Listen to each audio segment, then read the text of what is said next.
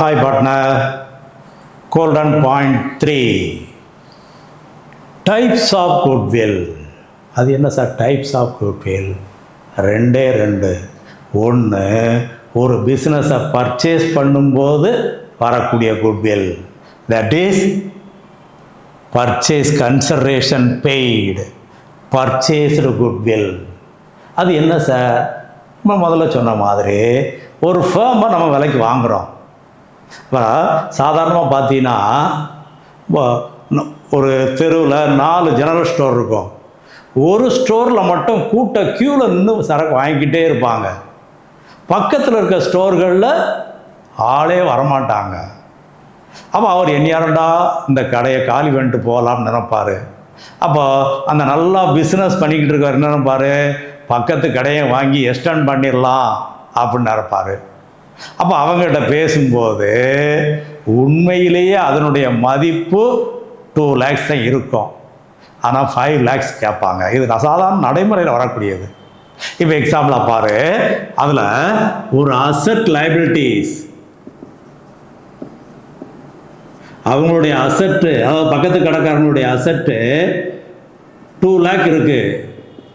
அதே இதில் அவங்க வெளியில் கொடுக்க வேண்டிய லைபிலிட்டி கடன் 50,000 இருக்குது. அப்போ நம்ம போய் அந்த கடையை வாங்கன்னு போனோம்னா அந்த அசட்டை பூரா எடுத்துக்கிடுறோம், கடனே அடைச்சிடுறோம்னா மீதி அவங்களுக்கு எவ்வளோ கொடுக்கணும்? 1,50,000 தான் கொடுக்கணும். ஆனால் பக்கத்து கடைக்காரரு 5 லட்ச ரூபா கொடுத்தா நான் கடையை காலி பண்ணிக்கிறோம் பாரு. நமக்கு அதை எக்ஸ்டெண்ட் பண்ணால் நல்லதுன்னு நினைக்கிறோம். அப்போது 5 லட்சம் ரூபா கொடுத்து அவரை கடையை காலி பண்ண சொல்லுவோம். அப்போ எக்ஸ்ட்ரா 3,50,000 கொடுத்துருக்கோம். That is goodwill, that is purchased goodwill. Purchase பண்ணியிருக்கோம். ஒரு ஃபேமை பர்ச்சேஸ் பண்ணும்போது எக்ஸ்ட்ரா பணம் கொடுக்குறோம். That is purchase goodwill. அதுங்க சொல்கிறாங்க for which consideration is paid. பணம் கொடுக்கறது. It is recognised in the books of account. இதை புக்கில் எழுதி வைப்பாங்க. Goodwill account debtor to cash account கணக்கு எழுதி வைப்பாங்க. இது ஒரு பெஸ்ட்டு இல்லஸ்ட்ரேஷன் கொடுத்துருக்கேன், அதை பார்த்துரு.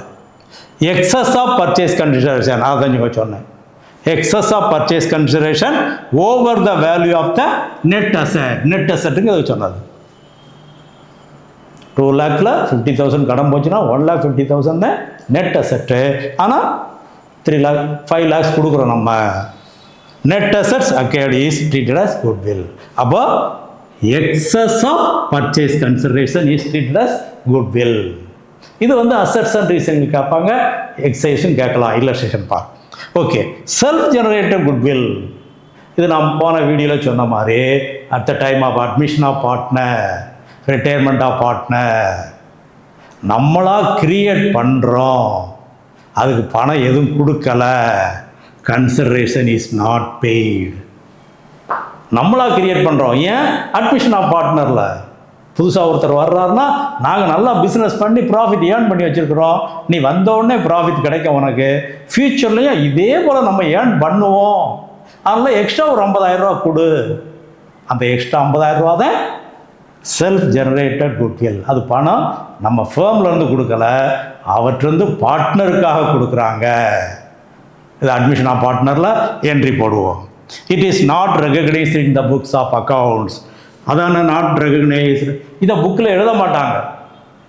எழுதாமல் ஒரு அட்ஜஸ்ட்மெண்ட் என்ட்ரி போட்டு முடிச்சுருவாங்க.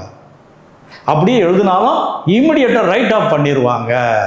அதை இது ரெண்டுக்குள்ள வித்தியாசம். இதை வச்சுக்கிட்டு question assets and reasoning question கேட்பாங்க.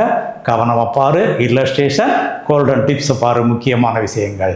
Okay boys.